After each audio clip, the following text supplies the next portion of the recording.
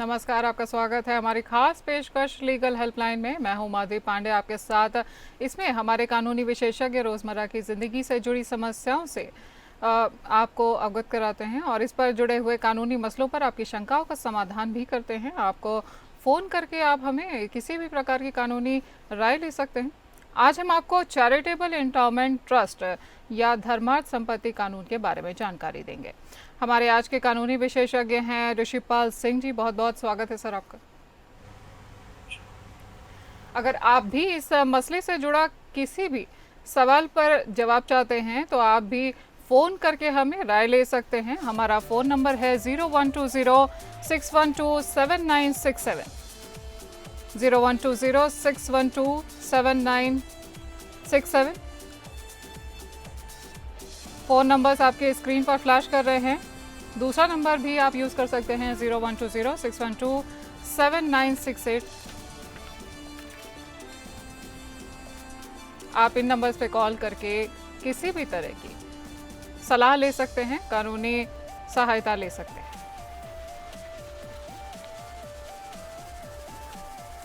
अब हम चलते हैं हमारे गेस्ट ऋषिपाल सिंह जी की तरफ। सर, चैरिटेबल एंडाउमेंट ट्रस्ट धर्मार्थ संपत्ति अधिनियम का मुख्य उद्देश्य आखिर क्या है? अगर चैरिटेबल एंडाउमेंट ट्रस्ट की बात की जाए तो इसका क्या ऑब्जेक्टिव होता है? देखिए, एज पर लॉ हम समझते हैं कि हमारे देश में जब भी कोई व्यक्ति अपनी संपत्ति का जो निपटारण चाहता है या निपटाना चाहता है, बेचना चाहता है, खरीदना चाहता है, ट्रांसफर करना चाहता है, गिफ्ट देना चाहता है, तो बहुत सारी जो भी एब्सोल्यूट सबसे इम्पोर्टेंट है कि कोई भी व्यक्ति या कोई संस्था जब किसी संपत्ति की एब्सोल्यूट ऑनर होती है, यानी उस पर कोई प्रभार नहीं होता, तो वो संपत्ति को अपनी किसी भी इच्छा के अनुसार उस संपत्ति का वो निपटारण कर सकते हैं। उस निपटान में जो हमारा ट्रांसफर ऑफ प्रॉपर्टी एक्ट जो है, वो जहाँ 3 तरीके बताता है कि जहाँ हम प्रॉपर्टी को सेल कर सकते हैं, प्रॉपर्टी को गिफ्ट दे सकते हैं और प्रॉपर्टी को जो है डोनेट कर सकते हैं, और उसी प्रक्रिया में जो है वो हम उस एक प्रॉपर्टी को किसी चैरिटेबल जो धर्मार्थ किसी कार्य के लिए कोई व्यक्ति का चाहता है कि मेरी संपत्ति को अमुक धर्मार्थ यानी कि एक कोई खास विशेष तरीके से वो कोई स्कीम या कोई इच्छा व्यक्त करता है कि जिससे मान लीजिए मेरी संपत्ति है, मेरी संपत्ति का जो ट्रस्ट बनाई जाए, मेरी संपत्ति का जो इस्तेमाल किया जाए, उस संपत्ति को इस्तेमाल करने में उसको स्कूल बनाया जाए या उसको कॉलेज बनाया जाए या उसको अस्पताल बनाया जाए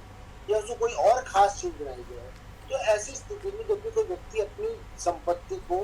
धर्मार्थ के रूप में देता है और सरकार को देता है कि वो ये 2 तरीके हैं, एक तो वो प्राइवेट जो ट्रस्ट है वो ट्रस्ट बना सकते हैं, उस ट्रस्ट के पास हो सकता है। इसके अलावा जो ट्रस्ट वो सरकारी नहीं बनाते तो भी जो है उस संपत्ति को वो अगर वो सरकार को देता है तो धर्मार्थ के कार्य में दिया जा सकता है। और जी। ये अपना संपत्ति बहुत स्थिति में हमारे देश में बहुत जगह होती है, धर्म के कार्यों के लिए भी होती है, एजुकेशन के लिए भी होती है, किसी मेडिकल जो डॉक्यूमेंट मेडिकल जो कार्य है उनके लिए भी होती है। इसके अलावा और किसी भी पर्पज के लिए हो सकती है जो अपने आप में कानूनी पर्पज रखता हो। एक बात, दूसरी बात, जिस स्कीम में जिस आवश्यकता की हम बात कर रहे हैं, जो हमारी इच्छा है जिसके लिए हम संपत्ति को दे रहे हैं, उस संपत्ति को इस्तेमाल करने का वहाँ की जो सरकार विशेष है या वहाँ का जो प्रशासन विशेष है, उसके पास उस संपत्ति को इस्तेमाल करने के पर्याप्त साधन, नियम और कानून होने चाहिए। वो संपत्ति इस प्रकार नहीं होनी चाहिए कि उस संपत्ति का जो इस्तेमाल है वहाँ का प्रशासन नहीं कर सके। तो इन सारी बातों को ध्यान में रखते हुए एक बात, दूसरी बात, जी। जब वो संपत्ति दी जाती है, वो संपत्ति देने के बाद अधिकांश जो उस संपत्ति का मालिक होता है वो नहीं रहता है। ऐसी स्थिति में जो संपत्ति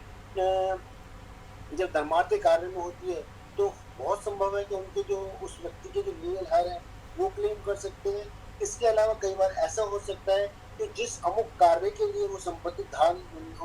दी गई है वो उस काम के लिए इस्तेमाल ना होके और किसी और अलग काम के लिए इस्तेमाल जी। होगी।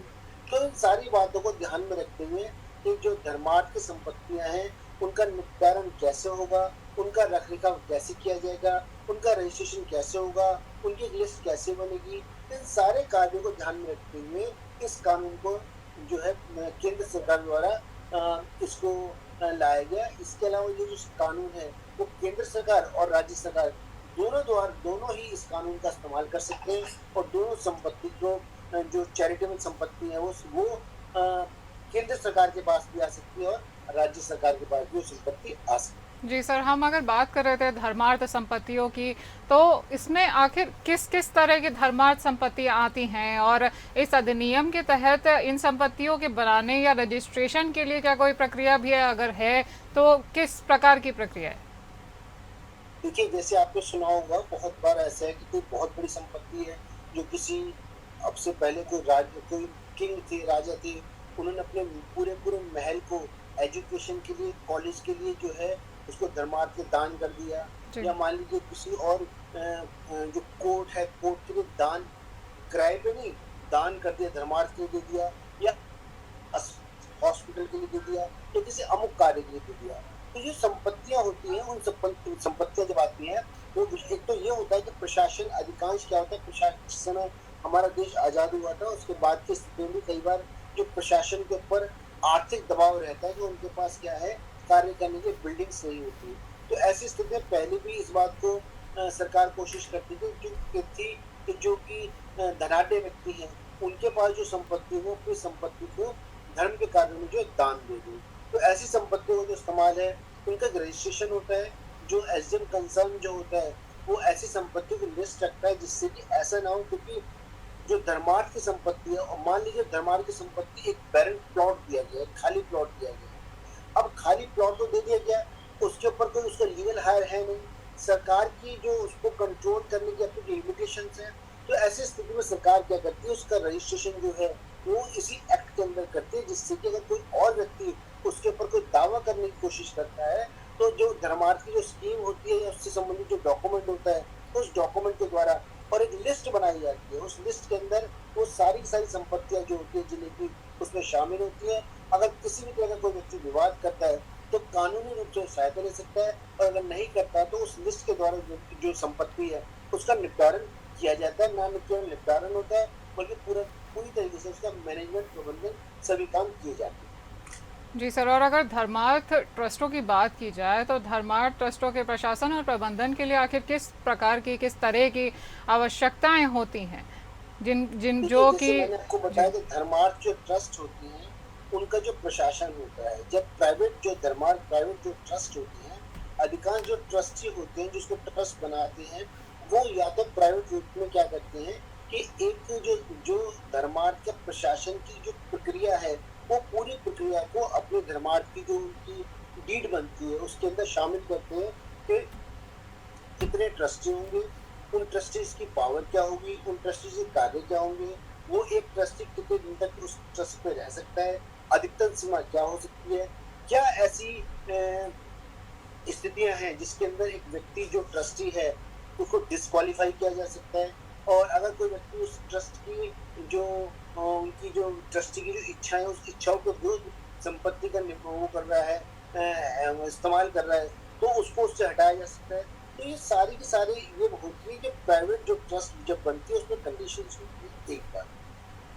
जी सर, और अगर? जी। जब सरकार के पास ऐसी संपत्तियां होती है, जो सरकार के पास धर्मार्थ के पास आती है, और प्राइवेट ट्रस्ट की कोई व्यवस्था नहीं होती, या प्राइवेट ट्रस्ट के कोई नियम नहीं बनते, तो जो सरकार होती है, वो ट्रेजरार जो होती है, ट्रेजरार की पोस्ट का गठन करती है। वो अगर राज्य सरकार के पास संपत्ति है, तो राज्य सरकार के द्वारा किया जाता है, और अगर वो केंद्र सरकार के पास संपत्ति है, तो केंद्र सरकार के द्वारा किया जाता है। वो एक तरह का प्रशासक होता है, जो ट्रेजरार होता है। वो प्रशासक क्या करता है कि उस संपत्ति का निपटारण कैसे हो, उसका मैनेजमेंट कैसे हो, इन सारी बातों को ध्यान में रखते हुए वो उस संपत्ति का निर्धारण वो करता है, कंट्रोल करता है। और उससे संबंधित जो भी अगर आय होती है, या जिस स्पेशली जिन संपत्तियों को जिस कार्य के लिए इस्तेमाल करने के लिए दिया जाता है, यानी जो ऑफर, ऐसा भी नहीं है कि जिस काम के लिए इस्तेमाल में के लिए दी गई है, वैसा काम हो भी सके, तो उसके बाद जिस जिस व्यक्ति ने वो संपत्ति धर्मार्थ में दी है, उस व्यक्ति की सहमति से, या उनके जो एलआर है, उनकी सहमति से, उसका जो स्कीम है, उनका जो नियम है इस्तेमाल करने का, उसमें भी परिवर्तन किया जा सकता है। और वो जो ट्रेजरार होता है, वो अधिकारी जो होता है, उसमें परिवर्तन कर सकता है, और संपत्ति को मतलब इस्तेमाल योग्य बना सकता है, कि जिससे संपत्ति का जो इस्तेमाल हो सके। और किसी भी तरह का अतिक्रमण होता है, उस अतिक्रमण को रोकने की उस व्यक्ति के पास, जो ट्रेजर होता है, उसके पास पावर होती है। और उसका जो वो व्यक्ति क्या होगा, उसका नियम क्या होंगे, उसकी क्वालिफिकेशन क्या होगी, तो किस तरह काम करेगा। इन सारे नियमों को बनाने की पावर स्टेट गवर्नमेंट और सेंट्रल गवर्नमेंट को दोनों को होती है। जो संपत्ति राज्य सरकार को दी जाती है उसका अधिकार राज्य सरकार के पास होता है, और जो संपत्ति केंद्र सरकार को दी जाती है उनका अधिकार जो है केंद्र सरकार के पास होता है। जी सर, अभी आप बात निकली है ट्रस्टी की, तो फिर इसमें मैं ये जानना चाहूँगी कि धर्मार्थ निधियों में अगर इन्वेस्टमेंट की बात हम करें, तो इसमें इन्वेस्टमेंट को लेकर के या जो भी इन्फ्यूज्ड फंड्स हैं उनके प्रबंधन को लेकर के क्या कुछ रूल्स रेगुलेशंस हैं? अगर हैं तो वो क्या हैं? देखिए, जब भी कोई धर्मार्थ या ट्रस्ट जो होती है, जब उसको रजिस्टर्ड कराया जाता है, जी। तो रजिस्टर्ड कराते समय ही उसके जो फंड्स हैं, उसके जो नियम है, निवेश है, उसका इस्तेमाल किस प्रकार किया जाएगा, किन व्यक्तियों के द्वारा किया जाएगा, कितना एक व्यक्ति के पास कितना अधिकार होगा, वो सारे के सारे जो है उन नियमावली में शामिल होता है। जो एसडीएम जहाँ पर आपका ट्रस्ट रजिस्टर्ड होती है, SDM concern society act registrar जो होता है, जो ट्रस्ट होता है, जहाँ पे वो सारी टर्म्स एंड कंडीशन वहाँ पे लिखी हुई होती है। कोई भी संपत्ति का अगर मान लीजिए निवेश उसके अंदर हो रहा है, या मान लीजिए उसका फंड बहुत ज्यादा आ गया, तो उस फंड का इस्तेमाल कैसे होगा, निवेश के अलावा उसका इस्तेमाल कैसे होगा, किस व्यक्ति में कितनी पावर होगी, एक समय में कितना धन इस्तेमाल कर सकते हैं, ये धन को इस्तेमाल करना है तो कौन, कहाँ और किस जगह किया जाएगा। तो वो सारा का सारा जो होता है, सामान्यतः एक तरीका तो ये होता है कि जब छोटी ट्रस्ट बनती है तो ट्रस्ट बनते ही वहाँ पर सारी नियमावली होती है। इसके अलावा इसमें ये प्रोविजन रखा जाता है कि समय समय पर अगर मान लीजिए किसी समय पर किसी भी ट्रस्ट की जो नियमावली है या उसमें जो रूल्स हैं, अगर वो शॉर्ट वो कहीं पर मान लीजिए दिक्कत कर रहे हैं, तो उनको ये प्रोविजन होता है कि वो उनको बदलने के लिए, उनमें चेंज लाने के लिए जो है वो चेंज ला सकते हैं, जिससे कि उनको समय अनुसार उस ट्रस्ट को काम में लाया जा सके, उसकी हर एक संपत्ति और हर एक जो उसका अवयव है उसको इस्तेमाल में लाया जा सके। जी, चैरिटेबल एंडाउमेंट ट्रस्ट को लेकर के हमारी चर्चा चल रही है अधिवक्ता श्री ऋषिपाल सिंह जी के साथ में, जो लगातार हमारे साथ बने हुए हैं। सर, हम बात कर रहे थे धर्मार्थ अधिनियम की और इस धर्मार्थ ट्रस्टों के पर्यवेक्षण और उनके प्रावधानों की। तो अगर हम इसमें देखें कि ट्रस्ट को लेकर के उनके पर्यवेक्षण या निगरानी या मॉनिटरिंग को लेकर के क्या क्या कुछ प्रावधान रखे गए हैं, हम चाहते हैं आप हमारे दर्शकों को बताएं। देखिए, जो भी ट्रस्ट के अंदर, जैसे मैंने आपको पहले ही बताया, उसके अंदर ट्रस्ट क्योंकि अपने आप में एक, या ट्रस्ट का जो एक जो एमओयू होता है, ये उसका वो सारी रूल्स जो है अपने आप में एक खुद अपने कॉन्स्टिट्यूशन की तरह होते हैं। तो वो ट्रस्ट किस प्रकार से चलेगी, उसमें अगर नियमों के अंदर बदलाव आएगा तो बदलाव भी किस प्रकार आएगा। तो असल में जब उसका ट्रस्ट का गठन होता है, तो गठन के समय ही उसके सारी नियमावली जो होती है उसके साथ लगाई जाती है, जिसको हम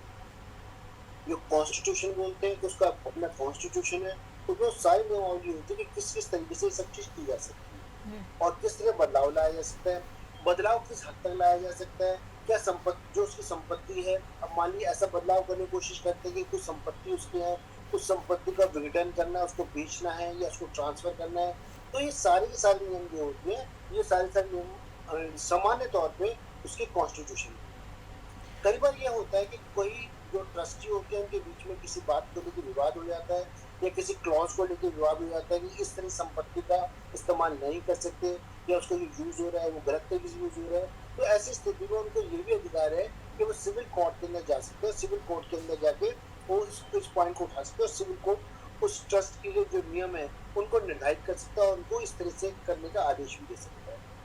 जी सर, और अगर ये भी होता है कि वो उसकी परिवर्तन चाहे तो अपनी जनरल बॉडी मीटिंग में लाके उसकी परिवर्तन भी कर सकते हैं। जी जी सर, और अगर अधिनियम के प्रावधानों की बात करें, तो अधिनियम के प्रावधानों के उल्लंघन करने पे आखिर किस प्रकार के परिणाम होते हैं? देखिए, ट्रस्ट जैसे कि वर्ड आपने देखा, ट्रस्ट अपने आप में एक बहुत अहमियत होता है कि ट्रस्ट को एज ए पब्लिक फिगर माना जाता है, क्या पब्लिक फिगर का इस्तेमाल करें, पब्लिक फंड का इस्तेमाल करें। जी। अगर जब हम वो ट्रस्ट का निर्माण किया जाता है, ट्रस्ट के निर्माण करते वक्त जो संपत्तियां या उससे इस्तेमाल होने वाले जो फंड है, उनका इस्तेमाल किस प्रकार से किया जाएगा, उसकी नियमावली साथ साथ बनाई जाती है, वो हमेशा ट्रस्ट के ऑफिस में रहती है। अगर उस नियमावली के अलग किसी भी तरीके से उसके ट्रस्ट के जो धन है उसको इस्तेमाल किया जाता है, क्योंकि वो माना जाता है कि ट्रस्ट का जो धन है वो धन किसी व्यक्ति विशेष का नहीं है, बल्कि पब्लिक फंड की तरह इस्तेमाल होता है। तो ऐसी स्थिति में अगर कोई करता है तो सबसे पहले जो उसकी पुलिस कंप्लेंट भी हो सकती है, और फोर्जरी का जो केस भी उसके ऊपर बन सकता है। और उसके अलावा जो उसके जो बाकी ट्रस्टी हैं, वो ट्रस्टी उसकी स्पेशल मीटिंग में लाके उस खास ट्रस्टी के विषय में जिसने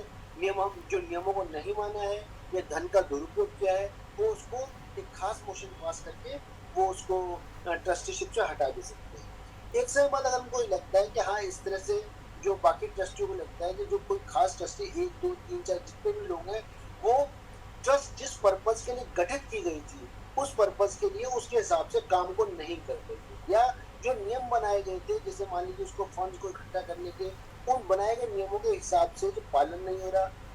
हो रहा तो उसके अंदर क्या है, जो फंड नहीं आ रहा, ट्रस्ट को चलाने के लिए जो फंड होते हैं वो फंड नहीं आ रहे, तो ऐसी स्थिति में वो चाहे तो ट्रस्ट को डिसॉल्व भी कर सकते हैं, ट्रस्ट को बंद भी कर सकते हैं। और ट्रस्ट को जब बंद किया जाता है तो तब उससे अपने आप में एक बहुत बड़ी कानूनी जो पेचीदगी इसमें इम्पोर्टेंट होती है कि ट्रस्ट की संपत्ति जब होती है, उस संपत्ति का निपटारण किस प्रकार हो, कौन डिसाइड करेगा कि ट्रस्ट की संपत्ति जो कितनी है और किसके पास और कैसे जाएगी। क्यों? क्योंकि ट्रस्ट कोई अपने आप में निजी संपत्ति तो है नहीं कि किसी, अगर मान लीजिए ट्रस्टी है तो ट्रस्टी की जो लीगल हायर है उनके पास चली जाएगी। अधिकांश स्थिति में उसके अंदर जो नियम होता है, जिसको नियमों को मानना होता है, जो मान लीजिए कोई ट्रस्ट मेडिकल पर्पज के लिए बनाई गई थी, किसी कैंसर पीड़ित पेशेंट के लिए बनाई गई थी, लेकिन अब ट्रस्ट के पास क्या पैसा कम आ गया, तो ऐसी स्थिति में जो संपत्तियां हैं ये उसी